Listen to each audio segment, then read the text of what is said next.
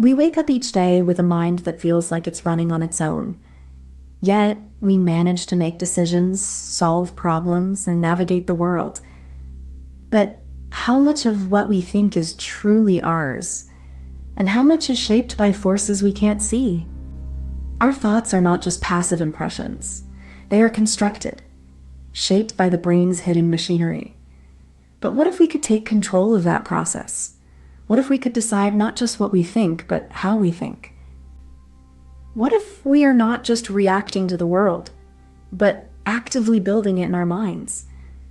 What if the mind is not a passive observer, but a sculptor of reality? To understand this, we must go beyond what we think we know about the mind. We must confront the unsettling idea that our thoughts might not be entirely our own, but that we might still have the power to shape them. This is the beginning of a journey into the mind's deepest mechanisms, the journey that asks not just what we think, but how we can take control of what we think. So what exactly are we talking about? Cognitive control of conscious thought refers to the brain's ability to regulate and direct its own mental processes. It's the inner voice that tells you to focus, to stop, to think before you act. Imagine your mind as a bustling city, with thoughts and impulses as traffic. Cognitive control is the traffic light. It manages the flow, ensuring that important signals get through and distractions are held back. It's also about the struggle between competing mental states, the urge to procrastinate versus the need to work, the impulse to respond versus the choice to reflect. Understanding this process isn't just academic. It's about understanding how we navigate the chaos of our own minds. It's about the silent, constant battle for mental clarity and focus. Every decision you make, every thought you chase, is a battle between what you want and what you know you should do. The brain is not a passive observer. It's a commander, a general, a negotiator, constantly wrestling with its own impulses. This isn't just about willpower. It's about the hidden architecture of your mind, the silent war between what you desire and what you choose. To truly understand yourself, you must confront the fact that your thoughts are not always your own, but they are still yours to shape. The power to control your thoughts is the power to control your life, but only if you recognize that it's not a choice, it's a process. In the 1950s, the cognitive revolution began to reshape how we think about the mind. Philosophers and psychologists started to view the mind as a system of information processing rather than a passive observer of experience. The work of figures like George Miller and Donald Broadbent laid the groundwork for understanding attention as a limited resource, a concept that would later underpin cognitive control. As cognitive science evolved, the idea of cognitive control became central. It was no longer just about awareness. It was about the deliberate regulation of thought, a kind of mental steering wheel. By the 2000s, cognitive control had become a key focus in both psychology and neuroscience, with studies exploring how the prefrontal cortex mediates willpower, focus, and self-regulation. This shift from passive observation to active control has transformed our understanding of consciousness. No longer an observer, but a director of one's own experience. Imagine your brain as a train station and your thoughts as passengers waiting to board. Some just wander in, while others are carefully planned. Cognitive control is like the conductor who decides who gets on the train and who stays behind. It's how you choose what to think about. That conductor is your brain's executive system, working behind the scenes to keep your thoughts on track and your actions purposeful. It's not about stopping thoughts, but guiding them. Like steering a boat through a storm with a steady hand. Cognitive control isn't magic. It's a kind of mental muscle, one you can train to be sharper, more focused, and more thoughtful.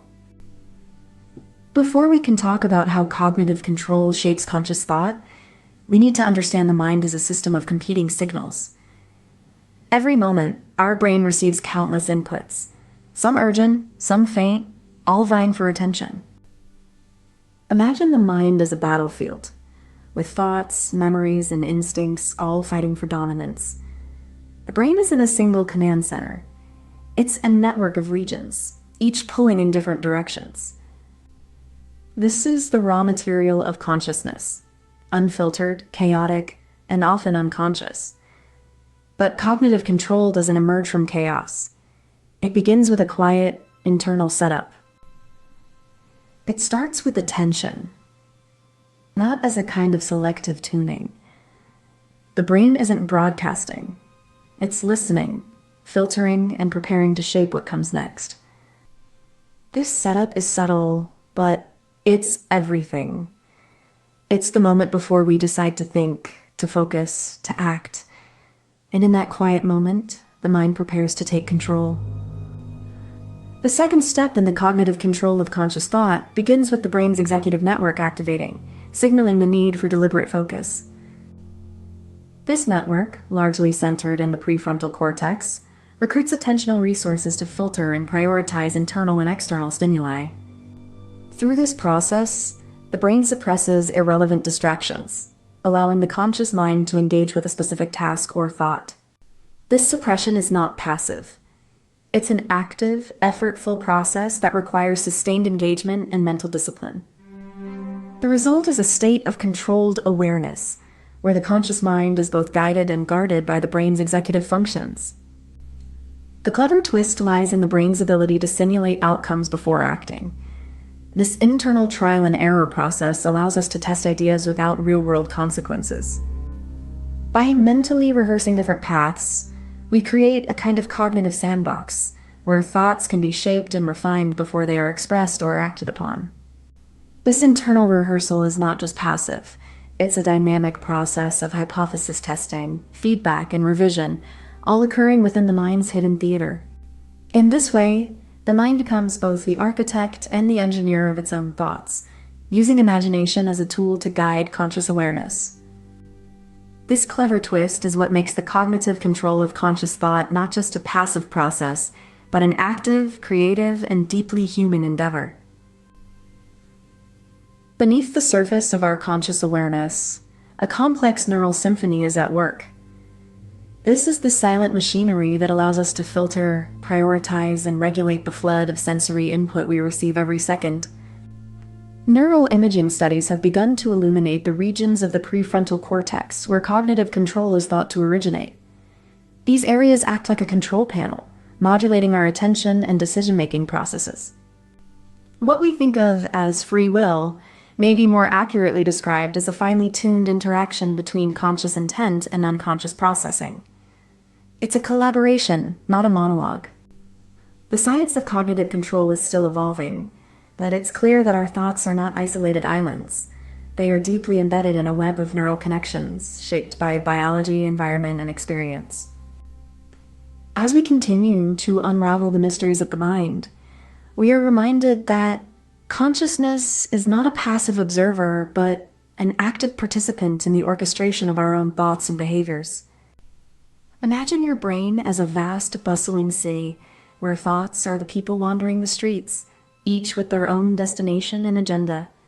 But there's a traffic cop, ever vigilant, ensuring that the flow of thought remains orderly and focused. This traffic cop is your prefrontal cortex, the executive of the mind. It doesn't just follow rules.